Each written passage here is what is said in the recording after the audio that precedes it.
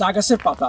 দেখুন আমি আছি একটি সবুজের মাঝে, যেখানে অফুরন্ত চা বাগান এবং পাশে চা শ্রমিকরা চায়ের কচি পাতা বা সবুজ সতেজ যে পাতা আছে সেগুলোকে হারভেস্ট করতেছে। দেখুন এই চা বাগানে আসার একটি বিশেষ কারণ হলো আপনাদেরকে ক্যান্সার প্রতিরোধে চায়ের ভূমিকা কতটুকু সেটি বলা বা সেটি একটি ধারণা দেওয়া।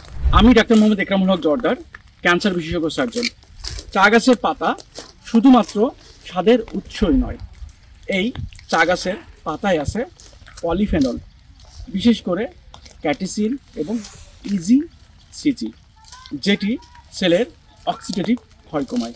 একটি গবেষণায় দেখা যাচ্ছে যারা নিয়মিত গ্রিন টি পান করে তাদের বেশ কিছু ক্যান্সার প্রতিরোধে অনেক বেশি ভূমিকা পালন করে, যেমন breast cancer, colon cancer, prostate cancer সহ আরও অনেক ক্যান্সার।